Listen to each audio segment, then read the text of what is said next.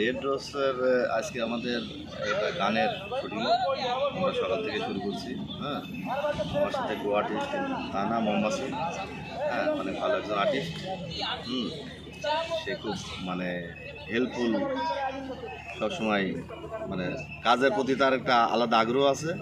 হ্যাঁ, আর আমাদের এই রেড রোজটা এই তানা মোহাম্মদের গল্প, বুঝছেন? মানে তার ভিতরে এই গল্পটা লুকিয়েছিল। আমাদের এক ডিরেক্টর উনি শোনার পরে হলো লিখে আমাদের দুজনকে কাস্টিং করছে। আচ্ছা, মৌমাছি আপু দেখলাম রোমান্টিক শট দিচ্ছিলেন, আসলে কে বেশি রোমান্টিক, আপনি নাকি কাজল ভাইয়া? 100% কাজল ভীষণ রোমান্টিক। অ্যান্ড আমি বলবো যে গুড আর্টিস্ট। আমি ওর সঙ্গে এই দেওয়া আমার 2টা কাজ হয়ে গেল ওর সঙ্গে। একটা কক্সবাজারে একটা গান করে এসেছিলাম, ওটা আমাদের মুভির গান, মানে ফুল মুভি। দেন এইটা হচ্ছে একটা শর্ট ফিল্ম যেটার নাম রেড রোজ, এটার গানটাও করলাম। তো ও একটু বেশি রোমান্টিক, অনেক। আরে না, ওই ও দেখছেন না কত সবসময় ও খুব বন্ধুপ্রিয় মানুষ, ঠিক আছে? আমি একটা বিষয়, আমি খুব কথা বলি আর একটু জোরে বলুন। হ্যাঁ, কথা বলতে ভালোবাসি। জি জি। আর মানে ফ্রেন্ডলি। আমার কথা হচ্ছে যে ও হিরো বা ওর সঙ্গে কাজ করতেছি একটা গ্যাপ থাকবে এরকম কিছু না।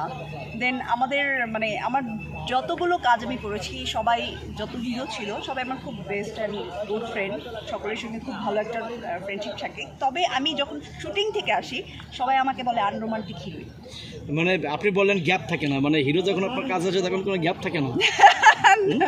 আমি যখন বাসায় চলে যাই শুটিং করে, ও আচ্ছা আচ্ছা, তো তাদের সঙ্গে কোনো রকম কোনো কন্ট্যাক্ট রাখি না। এই জন্য আমার সব হিরোরা আমাকে বলে আনরোমান্টিক হিরোইন।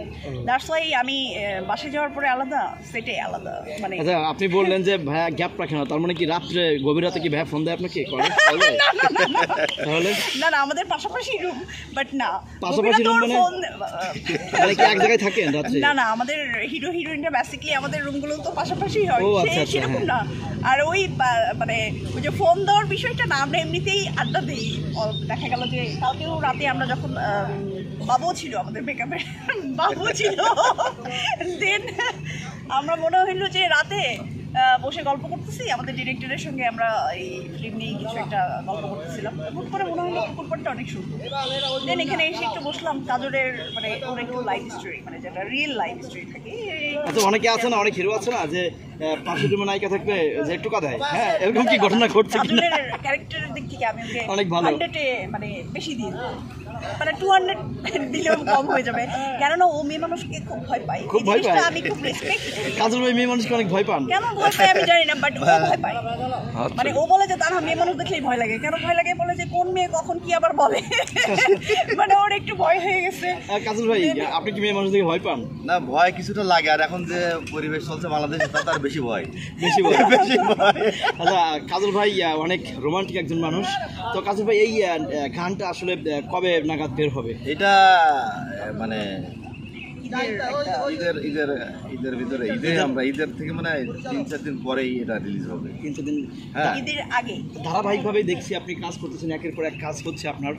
কদিন আগে দেখলাম যে একটা ওয়েব ফিল্মের কাজ করেছেন, সেটাও খুব মানে জাঁকজমকপূর্ণ এবং বিগ বাজেটের একটা কাজ ছিল, মাস্টারমাইন্ড। হ্যাঁ, তো আসলে যে এই যে আবার আরেকটা ওয়েব ফিল্ম মেবি হচ্ছে, আসলে এইটা কবে নাগাদ আসবে? ঈদের পরে? এটা আমরা ঈদের রিলিজ দেওয়ার চিন্তা ভাবনা আমাদের হলো এই রোড মানে রেড রোজের হলো গল্পটা চেষ্টা করছি আমরা, দেখি মাস্টারমাইন্ডটা আসলে কবে আসবে? মাস্টারমাইন্ডটা সব কমপ্লিট, হ্যাঁ, এখন হলো রিলিজের অপেক্ষা আছে যে কোনো সময়।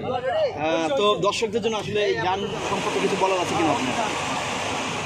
বেসিক্যাল আমি যেগুলো কাজ করি, হ্যাঁ, মানে তার মানে গান প্রত্যেকটা মানে ভালো হওয়া লাগবে, এক কথায় সুর, হ্যাঁ, কথা এবং গল্প, মানে গল্প ভালো হওয়া লাগবে, তাহলে আমি করি। আমরা দেখছি যে মাইকেল বাবু ভাই এখানে চলে এসেছেন, আপনাদের কোরিওগ্রাফার। মাইকেল বাবু আমার খুব কাছের কোরিওগ্রাফার, ড্যান্স ডিরেক্টর। হ্যাঁ, সে কাজের প্রতি খুব সিরিয়াস। হ্যাঁ, আমাদের লেট হয়ে যাচ্ছে শুটিংয়ে মানে শুটিং আরম্ভ করতে, কিন্তু মানে হ্যাঁ, কিন্তু মাইকেল বাবু কোনো অংশে যত রাতে হোক না কেন একটা শট বাদ দিয়ে স্পট ছাড়বে না। মানে আমি আমার ধারণা সে এত মানে কাজের প্রতি মানে। মাইকেল ভাই, আপনি তো বাংলাদেশের অনেক স্টার সুপারস্টারদের নিয়ে কাজ করেছেন। এই যে কাজল ভাই, আসলে আমরা দেখতে পাচ্ছি যে সাম্প্রতিক সময় প্রচুর পরিমাণ কাজ তার হাতে। আপনি অনেক সেটেও আমিও দেখেছি আপনি কাজ করছেন। আসলে কাজল ভাইকে নিয়ে মানে কোনো সংকট বোধ করছেন কিনা, বা শর্টে কোনো প্রবলেম হয় কিনা আপনার শর্ট দেখাইতে, বা পারে কিনা এরকমের কোনো ব্যাপার? আসলে সংস্কৃতি চর্চায় হলো সংস্কৃতি চর্চা, যার ডেডিকেশন থাকবে, যে সিরিয়াস থাকবে, যার সে আগে যাবে। সংস্কৃতি চর্চা হচ্ছে মনের ব্যাপার, আর মনে এখনও রং লেগে আছে, সিনেমার প্রতি ভালোবাসা আছে, সম্মান শ্রদ্ধাবোধ আছে, তাই সে ভালো কাজ করার জন্য তার আগ্রহ আছে, ভালো কাজ করছে ইদানিং। এবং ওনার সাথে কাজ করে মজা পাই এটাই যে উনি কোনো কিছু না বলেন, শুতে বলে শুয়ে পড়ে, ছাদের তোলে ছাদে উঠে, সুইমিং পুলে ঝাঁপ তোলে ঝাঁপ দেয়, গাড়ি নিচে পড়তে বলে গাড়ি নিচে বলে। উনি সিরিয়াস, মানে উনি হলো কাজের প্রতি ডেডিকেশন আছে, মানে কাজটাকে ভালোবেসে, কাজের প্রয়োজনে, শটের প্রয়োজনে যা দরকার, চরিত্রের প্রয়োজনে যা দরকার তা করতে সে প্রস্তুত, এই জন্য তাকে ভালো লাগে। আসলে সে একজন অভিনেতা।